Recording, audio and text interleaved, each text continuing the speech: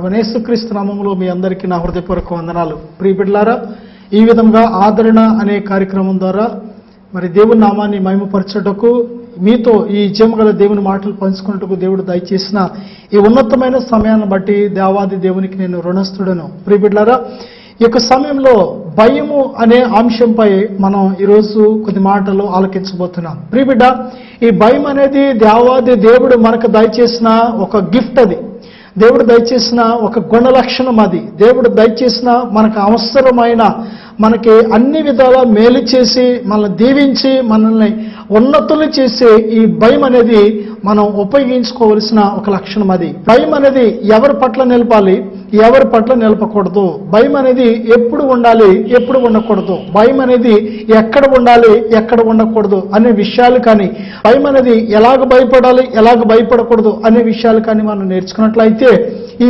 భయాన్ని దిగ్విజయవంతంగా మనం ఉపయోగించుకోగలం. ఈ భయం వల్ల దేవుడు దయచేసి ఉన్నతమైన ప్రతి ఆశీర్వాదాలు మనం పొందుకోగలం. ప్రియ బిడ్డలారా, భయం అంటేనే చాలా దిగులు, చింత, విచారం పడుతూ ఉంటారు. కానీ మనల్ని సృష్టించిన దేవుడు, ఆయన మనకి సమస్తము దయచేసిన దేవుడు, మనకి జీవితాన్ని ప్రసాదించిన దేవుడు, తప్పకుండా మనం ఆయన యందు భయభక్తులు నిలపాలని, ఆయనకు భయపడాలని దేవుడు పదే పదే మనతో చెప్తున్నాడు. అంతేకాదు, బైబిల్ గ్రంథంలో మనల్ని కూడా భయపడకుడి, భయపడకుడి, భయపడకుడి అని 366 సార్లు దేవుడు బైబిల్ గ్రంథంలో మన కోసం, మన ఆదరణ కోసం దేవుడు ఆ మాటను చెప్పారు. బైబిల్ గ్రంథంలో మనం చూసినట్లయితే సామెతల గ్రంథం 2వ అధ్యాయం 3 నుంచి 5 వచనాలు మనం చూసినట్లయితే, దేవుని యందు భయభక్తులు విలువ మనం తెలుసుకోవాలి అంటే మొట్టమొదటగా జ్ఞానాన్ని, బుద్ధిని మనం వెతకాలి. వెండిని వెతికినట్లు, బంగారాన్ని వెతికినట్లు సంపూర్ణమైన జ్ఞానం మనం పొందుకున్నట్లయితే అప్పుడు ఈ యొక్క భయం విలువేంటో మనకు తెలుస్తుంది. భయం విలువ చాలా మందికి తెలియదు కాబట్టి భయాన్ని నిర్లక్ష్యంగా చూస్తూ ఉంటారు. ప్రియ బిడ్డలారా, ఈ రోజుని మానవుడు రోడ్డు మీద వెళుతున్నాడంటే భయం లేదు. ఎంత స్పీడ్ వెళుతున్నాడు, అసలు ఈ యొక్క రోడ్లో ఇంత స్పీడ్ వెళ్ళొచ్చా, వెళ్ళకూడదా, ఈ వాహనంపై ఇంత స్పీడ్ వెళితే నేను కంట్రోల్ చేయగలనా లేదా, ఆ యొక్క సమయంలో తను భయాన్ని ఉపయోగించలేకపోతున్నాడు కాబట్టి యాక్సిడెంట్కి గురవుతున్నాడు. మనుషులు పాపానికి గురవడానికి కారణం కూడా దేవుని యందు భయభక్తులు లేకపోవడం. దేవుని యందు భయభక్తులు నిలిపిన ఒక వ్యక్తి తప్పకుండా పాపము చేయడు. దేవుని యందు భయభక్తులు ఏ మనిషికైతే ఉండవో తప్పకుండా పాపము చేస్తాడు. దేవుని యందు భయభక్తులు మనం నిలిపి ఎప్పుడైతే ఈ జ్ఞానాన్ని సంపాదించుకుంటామో అసలు భయం విలువేంటో మనం తెలుసుకోగలం. సామెతల గ్రంథం 8వ అధ్యాయం 13వ వచనం చూసినట్లయితే, ఒక వ్యక్తి దేవుని యందు నిజమైన భయం కలిగిన వ్యక్తి అని మనం ఎలా గుర్తించగలం అంటే, ఆ వ్యక్తి పాపాన్ని ద్వేషించేవాడిగా ఉండాలి. ఒక వ్యక్తి పాపాన్ని ద్వేషిస్తున్నాడు అంటే, పాపానికి దూరంగా పారిపోతున్నాడు అంటే, పాపాన్ని అసహించుకుంటున్నాడు అంటే, పాపములో పడకుండా తగిన జాగ్రత్తలు తీసుకుంటున్నాడు అంటే వాడు నిజమైన దేవుని యందు భయభక్తులు కలిపిన వ్యక్తి అని మనం గుర్తించగలం. నిజమైన క్రైస్తవుడని మనం గుర్తించగలం. యోబు గ్రంథం 28వ అధ్యాయం 28వ వచనం మనం చూసినట్లయితే, నిజమైన జ్ఞానం ఏది అంటే దేవుని యందు భయం కలిగి ఉండడమే. ఎంత చదువు చదివినా, ఎటువంటి ఉన్నతమైన స్థితిలో ఉన్నా కానీ ఒకవేళ ఇదేంట్రా ఎంత చదువు చదివాడు ఇలాగ మాట్లాడుతున్నాడు, వీళ్ళు ఎంత గొప్పవాడు అనుకున్నాను కానీ ఈ విధంగా ప్రవర్తిస్తున్నారు ఏంటి అని ఒకవేళ నిన్ను గురించి ఎక్కడైనా మచ్చ మాటలు పడుతున్నాయంటే నువ్వు దేవుని యందు భయము నిలపలేనట్లే. నిజమైన పరిశుద్ధుడికి కానీ, ఒక నిజమైన దేవుని బిడ్డకు మరి ఉండవలసిన ఒక గొప్ప ధనాగారం ఏంటో తెలుసా? దేవుని యందు భయభక్తులు నిలపడం.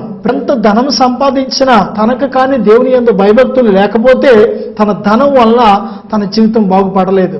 తన ధనం వల్ల కానీ, తన జ్ఞానం వల్ల కానీ, తనకు కలిగిన ఏ తలాంతు వల్ల కానీ తన జీవితం బాగుపడదు. కానీ దేవుని యందు భయభక్తులు నిలిపిన వ్యక్తి ఈ గొప్ప నిజమైన ధనాగారాన్ని కలిగి ఉండగలడు. అంతేకాదు, సామెతల గ్రంథం 14వ అధ్యాయం 27వ వచనం మనం చూసినట్లయితే, దేవుని యందు భయము నీకు జీవాన్ని ఇస్తుందని బైబిల్ చెబుతుంది. నీ లోపల మరి జీవ నదులు పొర్లి పారాలన్నా, నీ యొక్క కుటుంబం అంతా కూడా జీవము కలిగిన కుటుంబముగా యెహోవా దేవునిలో మరి చిగురించాలన్నా, బ్రతకాలి అన్నా, నీవు కూడా 10 మందికి పచ్చగా కనిపించాలన్నా, నీ జీవితం అనేకులకి ఆశీర్వాదకరంగా కనిపించాలన్నా ఒకే ఒక మరి మార్గం ఏమిటో తెలుసా? నీవు దేవుని యందు భయభక్తులు నిలపడం. ద్వితీయోపదేశకాండం 13వ అధ్యాయం 4వ వచనం చూసినట్లయితే దేవుడు ఇది మనకు ఆజ్ఞాపిస్తున్నాడు, ఆయన యందు భయభక్తులు నిలపమని. నీవు నీ బిడ్డలకు ఎన్నోసార్లు చెప్తూ ఉంటావు, అమ్మా నా మాట వినండి లేకపోతే కొడతానని భయపెడుతూ ఉంటావు. దేవుడు భయపెట్టాడు, కానీ దేవుడు భయభక్తులు నిలబడి అని ఆజ్ఞాపిస్తున్నాడు. మన తల్లిదండ్రులు మనకి ఏ విధంగా ఆజ్ఞాపిస్తారో, ఏ విధంగా కొన్ని పనులు బాధ్యతలు అప్పగిస్తూ ఉంటారో, అదే విధంగా నేను చేసిన దేవుడు, నీకు ఆత్మనే దీపాన్ని పెట్టిన దేవుడు, నీకు ప్రాణాన్ని పెట్టిన దేవుడు, నీకు ఈ దేహాన్ని తల్లి గర్భంలో ఉండగానే నిర్మించిన దేవుడు ఆజ్ఞాపిస్తున్నాడు. ఏమనే తెలుసా? ఆయన యందు భయభక్తులు నిలపమని. సామెతల గ్రంథం 10:24 మనం చూసినట్లయితే, దుష్టులైన మనుషులకి నెమ్మది అనేది ఉండదు, ధైర్యం అనేది వాళ్ళకి చాలదు.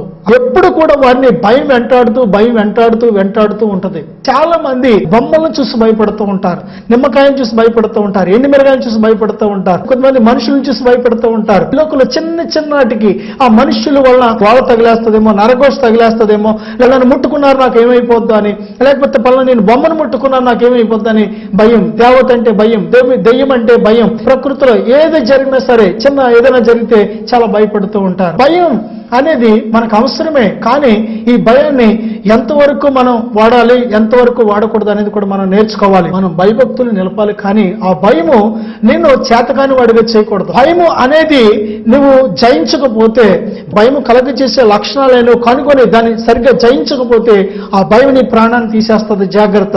దేవుడు ఇటువంటి భయం నుంచి నిన్ను విడిపించాలని దేవుడు ఆశపడుతున్నాడు. ప్రియబిడ్డలారా, ఈ భయం నుంచి విడిపించగలిగే ఒకే ఒక హీరో ఎవరంటే ఈ సృష్టిని సృష్టించిన సృష్టికర్త అయిన దేవుడు.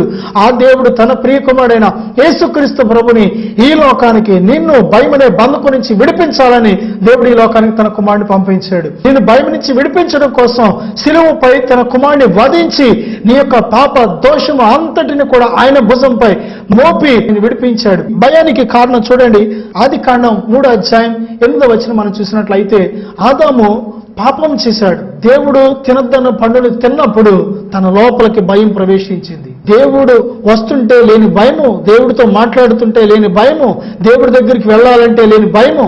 ఆదాము ఎప్పుడైతే దేవునికి విరోధంగా పాపం చేశాడో వెంటనే తన లోపలికి భయం వచ్చింది. వెంటనే దేవుడిని చూడడానికి భయపడుతున్నాడు, దేవుడితో మాట్లాడడానికి భయపడుతున్నాడు, దేవుని ముందుకు రావడానికి భయపడుతున్నాడు, దేవునికి సమాధానం చెప్పడానికి భయపడుతున్నాడు, తన ఒంటి మీద మరి వస్త్రాలు లేవని సిగ్గుపడుతూ భయపడుతున్నాడు. ఈ భయం అనేది ప్రతి మానవుడి జీవితంలో కూడా దాడి చేస్తుంది. అనేక రకాల నష్టాల్లోకి మనిషిని తీసుకువెళ్ళిపోతుంది. ప్రియబిడ్డ, ఒక్క భయం వల్ల, ఒక్క విషయానికి భయపడితే మరొక విషయానికి, మరి యొక్క పాపానికి మానవుడు లోనైపోతున్నాడు, బానిసైపోతున్నాడు. ఈ భయం నుంచి విడిపించాలని దేవుడు ఆశపడుతున్నాడు. పాపము చేసే ప్రతి మనిషి వారి మనస్సాక్షి వారిని భయభ్రాంతులు చేస్తూ ఉంటుంది, భయపెడుతూ ఉంటుంది.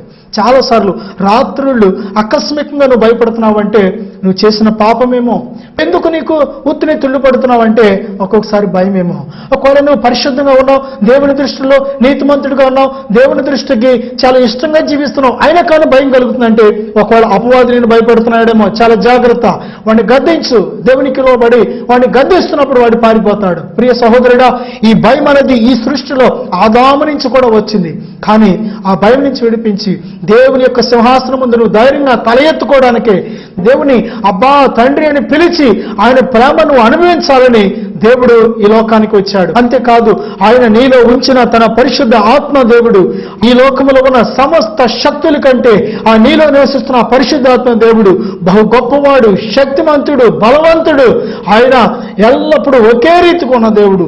ఈ సర్వ సృష్టిని సృష్టించిన దేవుడు ఆయన. అంత గొప్ప దేవుని ఆత్మను నీలో ఉంచుకొని ఎందుకు భయపడుతున్నావు? ఒకవేళ ఇప్పటి వరకు దేవుని ఆత్మ లేకుండా నీ అంతట నీవే ఉన్నట్లయితే ఇప్పుడు దేవుని ఆత్మను పొందుకో. అపొస్తలుల కార్యాలు 2:38 చూసినట్లయితే ఎలా పొందుకోగలవు?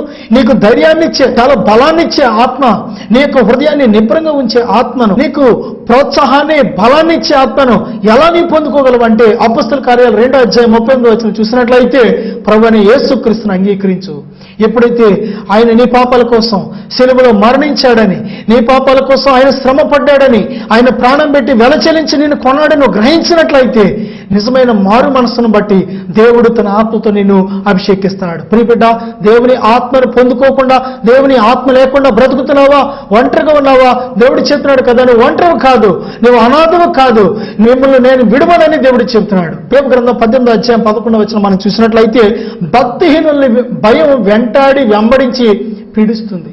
ఎంతో మంది జీవితంలో భక్తిహీనత. దేవునిని ఎరగకుండా ఉన్న వారికి ఒక భయం అయితే, దేవునిని ఎరిగి కూడా వేషధారులుగా ఉంటూ ఉంటారు. యెషయా గ్రంథం 33వ అధ్యాయం 14వ వచనం 18వ వచనం మనం చూసినట్లయితే వేషధారి జీవితం, దేవుని ఎరిగి కూడా దేవునికి ఇష్టంగా జీవించకుండా ఒకవేళ నీ జీవితం సాగుతున్నట్లయితే నీ వేషధారణ జీవితమే నిన్ను భయభ్రాంతిని చేస్తూ ఉంటుంది, భయం కలిగిన వ్యక్తిగా చేస్తూ ఉంటుంది. ప్రతి విషయానికి భయపడుతూ ఉంటావు. భయం వల్ల నీకు అనారోగ్యం వస్తుంది, భయం వల్ల కుటుంబంలో నెమ్మది ఉండదు, భయం వల్ల పారిపోతావు, భయం వల్ల నీ ప్రాణం కూడా పోగొట్టుకునే అవకాశం ఉంటుంది. కాబట్టి ప్రియబిడ్డ చాలా జాగ్రత్త. డాక్టర్స్ ఆపరేషన్ చేసే ముందు ఆ వ్యక్తిలో భయం ఉన్నదా ధైర్యం ఉన్నదని పరీక్షిస్తారు. ఒకవేళ ఆ వ్యక్తి కానీ భయపడిపోయినట్లయితే ఎటువంటి అత్యవసరమైన ఆపరేషన్ అయినా సరే ఆఫ్ చేసేస్తారు. ఎందుకంటే ఆ మనిషిలో ఉన్న భయంకరమైన రోగం కంటే ఆ మనిషి పొందే భయమే తన ప్రాణం ముందుగా చంపేస్తుందని. ఆ వ్యక్తి ధైర్యంగా ఉందా లేకపోతే భయపడుతుందా అని బీపీ చెక్ చేస్తూ ఉంటారు.